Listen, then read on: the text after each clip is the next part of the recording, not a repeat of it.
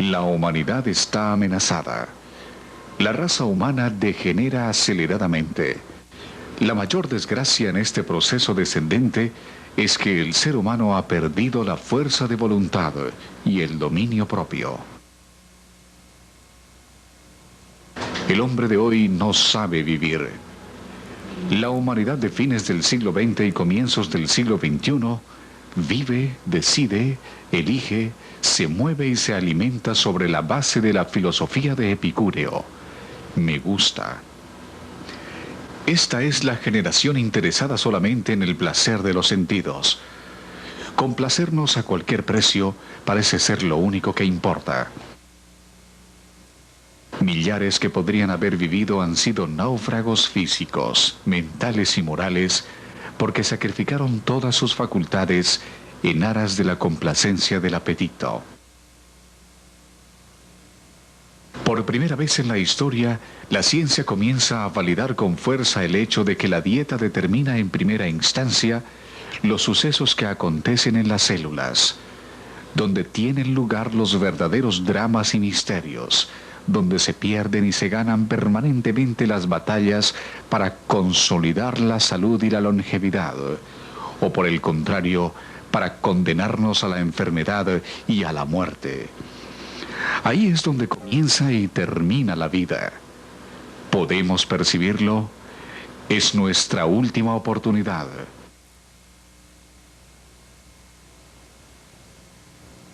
Ser presenta. Serie: Alimentación, Nutrición y Dietoterapia.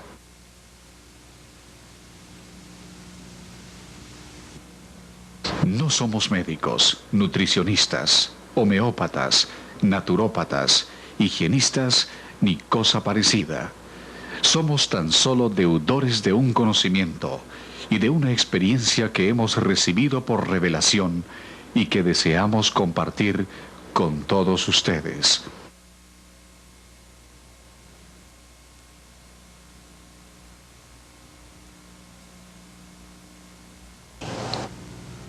Cuidado. Sépanlo o no, las palabras, los pensamientos y las acciones repetidas forman los hábitos que a su vez hacen profundas impresiones en el cerebro. Esta es una obra continua, voluntaria o involuntaria, consciente o inconsciente. De manera constante estamos formando, desarrollando y fortaleciendo hábitos buenos o malos, correctos e incorrectos. La naturaleza está regulada, sincronizada. El sol sale y se oculta a la misma hora. El tiempo de gestación es siempre igual, según la especie. La creación está regida por leyes y principios e igual sucede con nuestro organismo. La regularidad es uno de los hábitos básicos y elementales en un estilo de vida saludable. El estómago requiere atención cuidadosa. Este exige que se ingiera el alimento a la hora de costumbre. Hay cierto ritmo de trabajo en el funcionamiento de los órganos del cuerpo que será interrumpido por el comer sin regularidad. Demandas irregulares y demasiado frecuentes consumen mucha energía vital y destruyen el apetito por los alimentos sanos. El estómago también exige que se le dé descanso. El estómago y los demás órganos del aparato gastrointestinal necesitan descanso y atención cuidadosa. No deben mantenerse en funcionamiento continuo. Cualquier órgano del cuerpo ha de ser tratado con respeto y cuidado. Los hábitos alimenticios comienzan a formarse meses antes de nacer, en el útero o a través de los hábitos de la madre. Durante la niñez, los 7 primeros años y la juventud, se forman los hábitos alimenticios que continuarán fortaleciéndose y arraigándose durante toda la vida. He aquí un gran principio.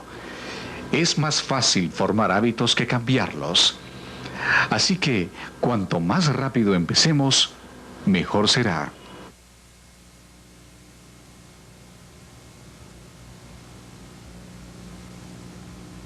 A fin de gozar de una buena salud, necesitamos formar, establecer y desarrollar hábitos correctos en el comer y el beber. Establezca una hora señalada para cada comida y entonces coma lo que su organismo requiera. No importa que esté de viaje, no ingiera más alimento hasta la comida siguiente, ni sólido ni líquido, excepto el agua pura. Debiera transcurrir por lo menos un espacio de 5 o 6 horas entre cada comida. A los niños mayores de 2 años no se les debe brindar nada entre comidas excepto agua pura. La irregularidad en las comidas destruye el tono sano de la digestión de los niños en perjuicio de la salud y del buen humor. Algo que todos deberíamos saber, pero que casi todo el mundo ignora, es que la salud es un equilibrio inestable que debe reconquistarse sin cesar. Este principio se manifiesta de múltiples maneras, en el equilibrio entre actividad y reposo, entre las necesidades del cuerpo y los alimentos ingeridos, entre la producción y la eliminación de toxinas, así como en un sutil equilibrio entre las bases y los ácidos presentes en nuestro cuerpo. Cualquier pérdida de equilibrio, ya sea hacia un aumento de los ácidos o de las bases, nos aleja de la salud y produce de esta manera serias perturbaciones orgánicas.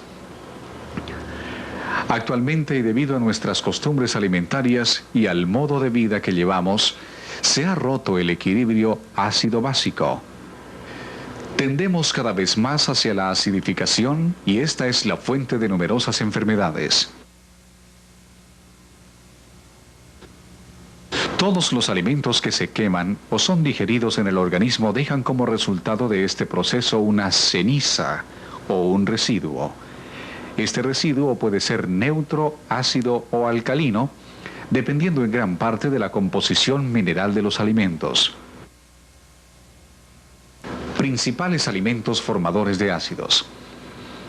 Los alimentos acidificantes o productores de ácidos son alimentos que no contienen sustancias ácidas en cuanto a ello se refiere, pero las producirán como consecuencia natural de las transformaciones digestivas que sufrirán o de su utilización por las células. De aquí su nombre, de alimentos productores de ácidos, entre los cuales tenemos los alimentos de origen animal, las ostras, peces, pollo, carnes rojas, huevos, productos lácteos, etc. La mayoría de los cereales, como el arroz, el maíz, la cebada, etc., en estado seco, o de los alimentos elaborados con ellos, como el pan, las galletas, las arepas. La mayoría de las leguminosas, como el frijol, los garbanzos y las lentejas, en estado seco. La mayoría de las oleaginosas, como el maní, el coco y las nueces. Principales alimentos formadores de álcalis. Los alimentos alcalinizantes, alcalinos o productores de bases son alimentos que no contienen sustancias ácidas o las contienen en poca cantidad. Su transformación y utilización por el cuerpo tampoco es productora de ácidos, de modo que tienen propiedades alcalinizantes para el cuerpo. De aquí su nombre de alimentos productores de álcalis o bases, entre los cuales tenemos las frutas y las verduras en general, todos los cereales y leguminosas germinadas o tiernas, el millo, la soya, las habas, las almendras, las nueces del Brasil y otras.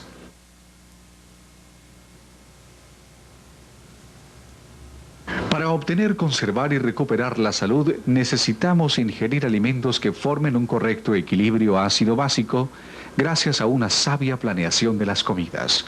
Para ello es necesario elegir correctamente los alimentos acidificantes y alcalinizantes y moderar la cantidad de lo que se come y lo que se bebe.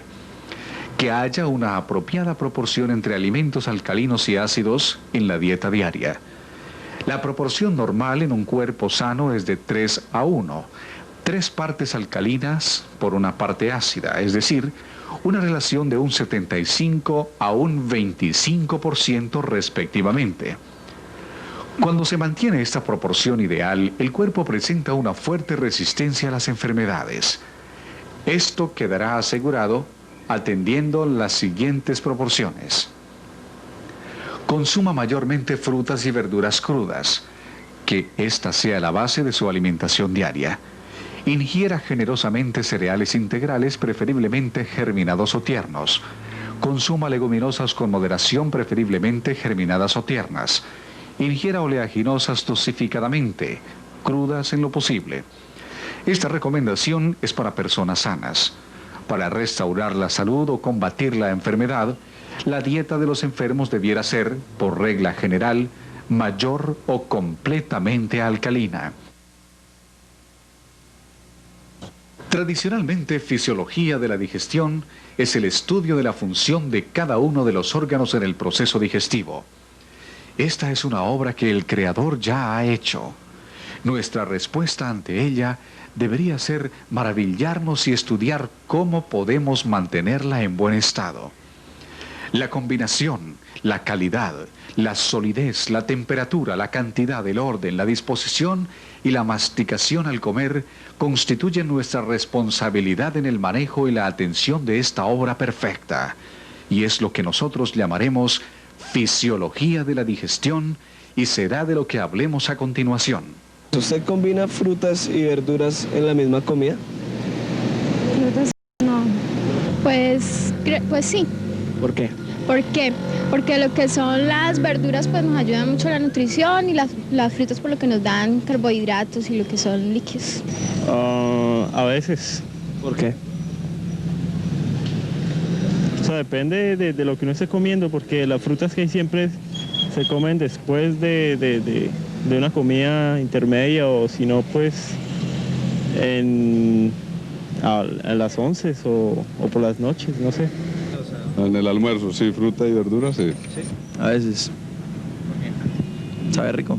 Elena de White escribió en su libro Consejos sobre el régimen alimenticio en la página 130 la siguiente declaración: el conocimiento relativo a la debida combinación de los alimentos es de gran valor y ha de ser recibido como sabiduría de Dios.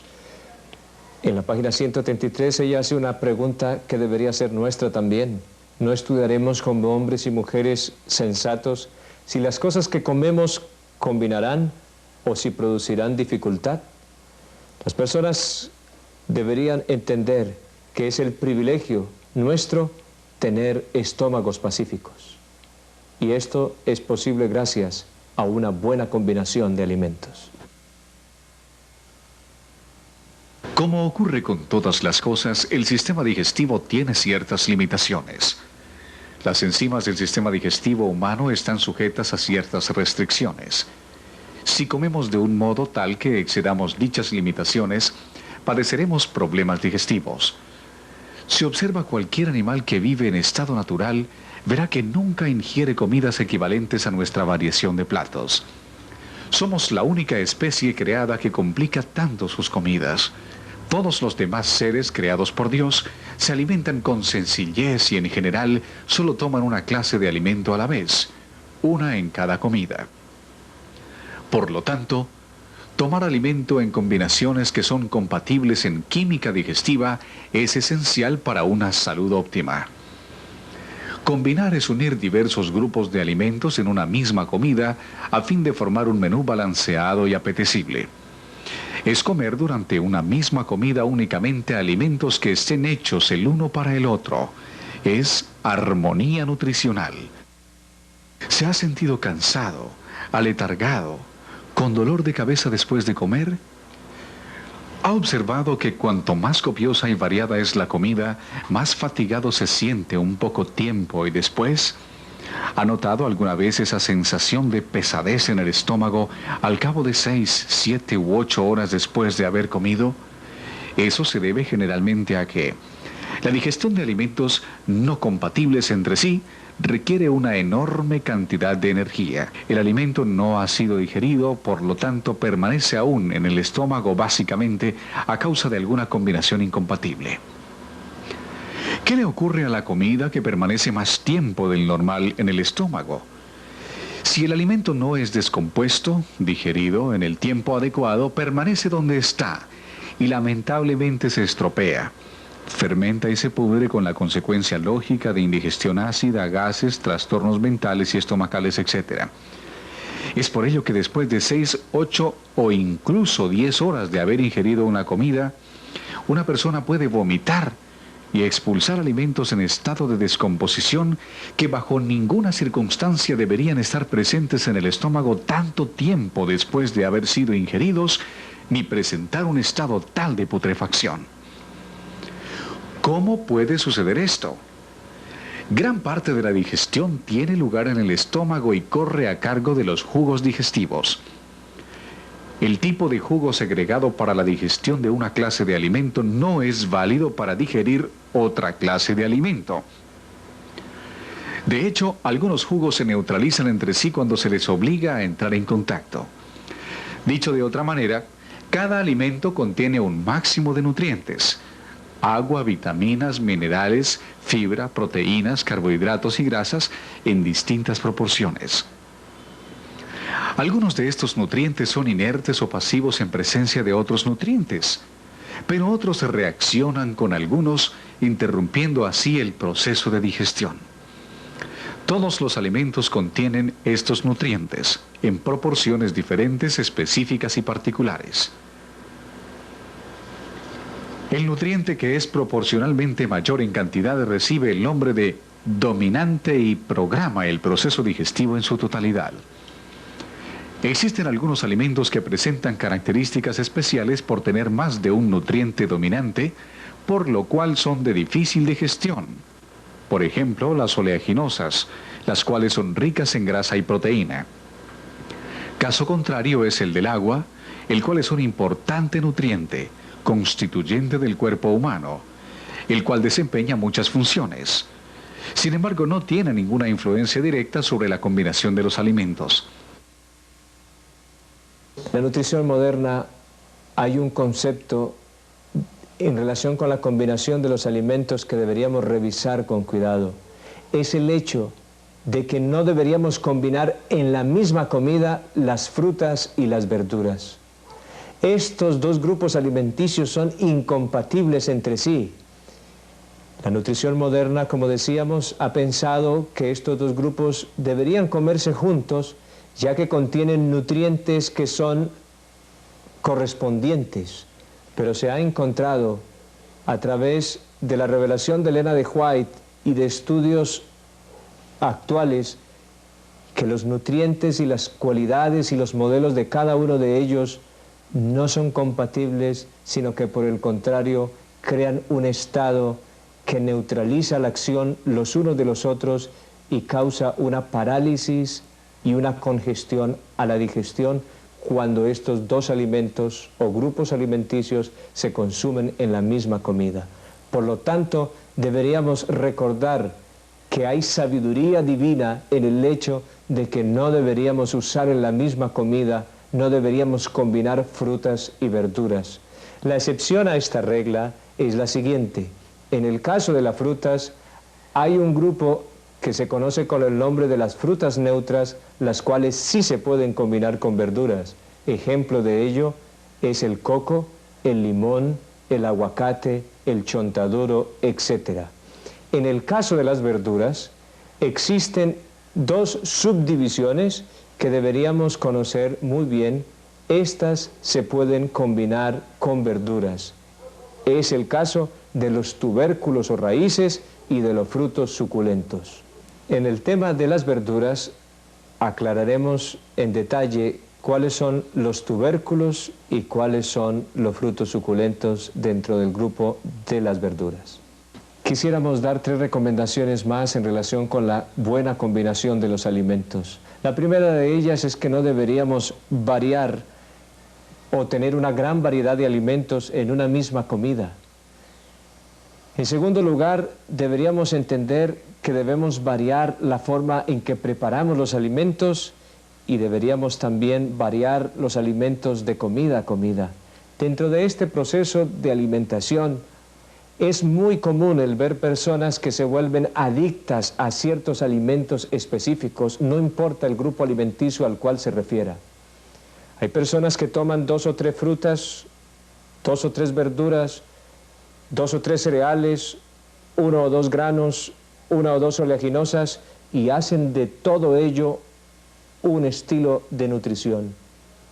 La sabia y conveniente nutrición nos llama la atención en este sentido y nos invita a participar de la amplia gama de alimentos que encontramos formando los diferentes grupos alimenticios.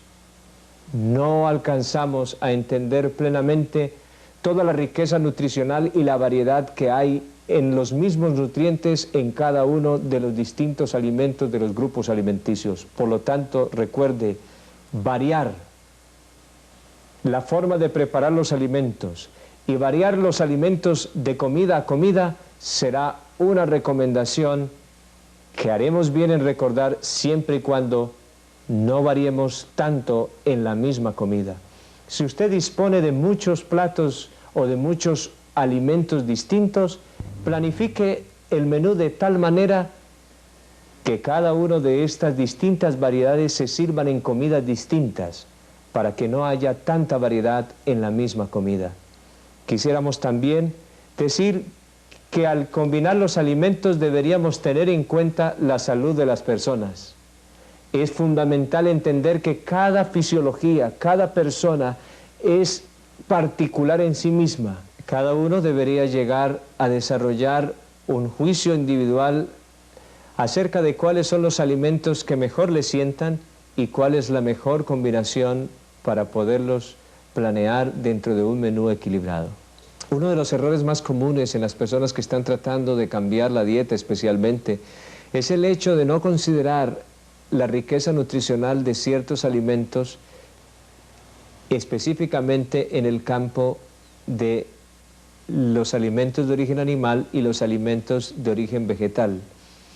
Y estas personas llegan a encontrarse, por falta de una planeación o de un desconocimiento de este principio, causando una sobrealimentación a la economía de su organismo, lo cual va a resultar en una enfermedad por desequilibrio o por exceso. Ejemplo de ello podría ser el caso de las personas que consumen todavía proteínas de origen animal y proteínas de origen vegetal, o grasas de origen animal y grasas de origen vegetal.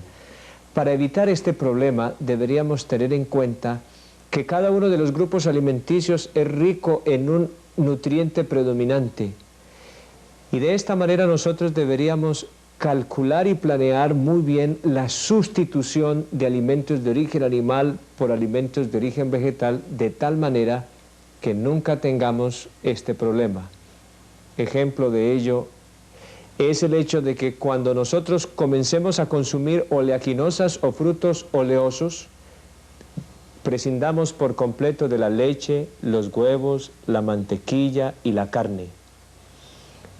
En el caso de las proteínas, deberíamos considerar que cuando nosotros comencemos a consumir la soya o productos derivados de la soya, deberíamos prescindir por completo también de las carnes, los huevos, las mantequillas y todos los productos de origen animal.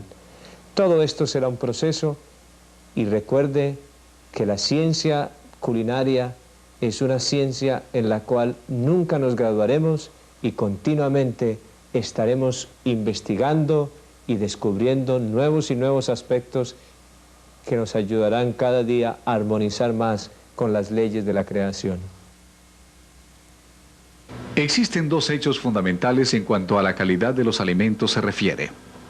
Primero, todos los alimentos, a excepción del agua y la sal, por su propia condición nutritiva, son perecederos, es decir, susceptibles de alterarse y deteriorarse con mayor o menor rapidez, pudiendo incluso llegar a ser causa de problemas sanitarios. Las causas de alteración de los alimentos pueden ser físicas, químicas, bioquímicas o biológicas. Segundo, millones de personas conscientes de lo que es la salud acuden a los almacenes de alimentos con la buena fe de adquirir alimentos maravillosos, naturales, recomendados y popularizados por muchos escritores y conferencistas sobre nutrición. Luego de llevarlos a casa, los consumen en abundancia confiando que están siguiendo un régimen seguro que los mantendrá sanos y les evitará enfermarse. ¿Se pueden considerar sanos estos alimentos? Los venenos en los alimentos son la mayor amenaza a la salud hoy en día. Es casi imposible conseguir alimentos libres de residuos venenosos y aditivos. Las frutas y verduras contienen residuos de docenas de pesticidas, ceras, blanqueadores, colorantes artificiales y conservadores. Las carnes, el pan, los cereales procesados y los alimentos y bebidas enlatadas están saturados de alguna de las casi 1000 sustancias químicas diferentes que se usan en la actualidad en la industria procesadora de alimentos. Y la posible toxicidad de muchas de ellas jamás ha sido investigada. Uno de los hechos que nosotros deberíamos considerar en la calidad de los alimentos es consumir alimentos que hayan alcanzado un gran desarrollo. Así como es su parte externa, seguramente será también su desarrollo a nivel nutricional. Deberíamos solamente consumir alimentos que sean de una calidad excelente en su parte externa, porque asimismo será la excelencia a nivel de sus nutrientes. Deberíamos también considerar dentro de este tema de la calidad de los alimentos, no consumir alimentos en estado verde, es decir, alimentos que no hayan alcanzado su estado de maduración completa. La manera ideal de nosotros consumir los alimentos es cuando los alimentos han alcanzado su madurez en la planta. Para ello deberíamos vivir en el campo, o por lo menos tener una fuente en la ciudad donde adquiramos los alimentos que sea de la manera más natural posible. En las grandes ciudades existe un grave problema.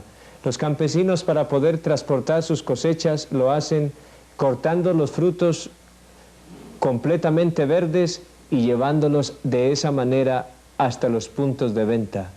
Allí los comerciantes maduran de una manera artificial los frutos y esto trae consecuencias tremendas para nuestra salud.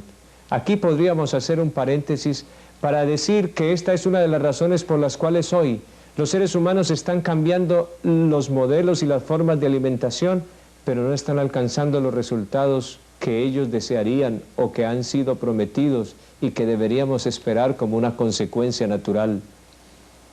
En relación con esto mismo, está el caso de personas que van al otro extremo y consumen en busca de la economía alimentos demasiado maduros que ya han comenzado su descomposición. Ni lo uno ni lo otro favorece a la salud, como tampoco lo es adquirir alimentos que han comenzado ya a desarrollar partes dañadas o han comenzado a presentar algunas malformaciones o deterioros en su parte externa. Jesús dijo durante su ministerio terrenal que un mal árbol da malos frutos. Nosotros hemos estado en muchos lugares en el campo donde hemos visto árboles que han caído a causa de enfermedades diversas y cuyos frutos tienen una apariencia sana.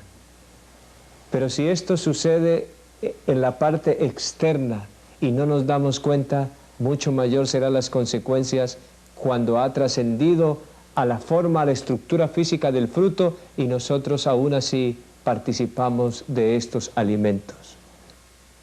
En los alimentos naturales se pueden hallar elementos químicos que pueden llegar a ser tóxicos para el organismo humano, los cuales a su vez pueden estar presentes de forma natural en los alimentos, como por ejemplo los tóxicos naturales presentes en las plantas venenosas, como contaminantes propiamente dichos, entre los cuales está el plomo, el mercurio, que son ampliamente utilizados por la industria y que por cadena biológica llegan a la tierra y al agua y a partir de allí a los alimentos, en la parte externa de los mismos, y los restos de tratamientos o técnicos o fitosanitarios que aún pueden quedar en el alimento por haber sido usados en exceso o por incapacidad por parte de los organismos animales o vegetales de metabolizarlos o eliminarlos. Ejemplo de ello son los pesticidas. Alimentos alterados, procesados o industrializados. Alteraciones de manera química. Existen centenares de productos que se añaden a los alimentos y la mayoría de nosotros, a menos que seamos lectores ávidos de la letra menuda, somos totalmente inconscientes de ellos. Los aditivos de alimentos se utilizan para prolongar la conservación, realzar el sabor, aumentar el tiempo de permanencia en las estanterías o incluso como un relleno para ayudar a un fabricante a reducir costos. Alteraciones de manera biológica. Dentro de las causas de alteraciones biológicas cabe mencionar distintos microorganismos que actúan en los alimentos procesados, tales como los mohos, las levaduras, las bacterias útiles, inocuas y patógenas, los virus y los parásitos de origen animal y vegetal. Alteraciones de manera microbianas. En el desarrollo de los microorganismos intervienen diferentes factores, cada uno de los cuales es importante. Sin embargo, la combinación de todos ellos es lo que determina el organismo capaz de desarrollarse, la velocidad en que se realiza su desarrollo y los cambios que pueden ocasionar en el alimento. Hay dos cosas evidentes en los hábitos alimenticios de los animales. Nunca se salen de los límites de su adaptación, es decir, solo consumen alimentos dentro del patrón de dieta establecido por el Creador. Todos, sin excepción, toman sus alimentos sin elaborar, en forma natural. Es por ello que los animales suelen morirse de causas naturales. Nosotros, los seres humanos, hemos superado nuestra adaptación biológica. Consumimos alimentos que no corresponden a la dieta dada al hombre por el Creador. De acuerdo a nuestra fisiología, el ser humano está adaptado para comer solamente alimentos del reino vegetal. Sin embargo, la gran mayoría de los seres humanos hoy viven y se alimentan de una dieta mayormente a base de productos de origen animal. Casi todos los alimentos que consumimos son elaborados, procesados. El mayor porcentaje de nuestra dieta está formado por alimentos procesados, cocinados o ambas cosas. Queda en evidencia que el hombre es la única criatura sobre la tierra que echa a perder sus alimentos antes de comerlos. Nuestra sociedad vive una gran crisis en relación con los valores que determinan la forma de alimentarse. Nosotros hemos llegado a desarrollar conceptos totalmente equivocados y que consideramos perfectamente valiosos y correctos. Hemos, por ejemplo, abandonado completamente la vida del campo, hemos olvidado el valor de cultivar la tierra, de comer frutos directamente de la huerta o cosechados por nosotros mismos.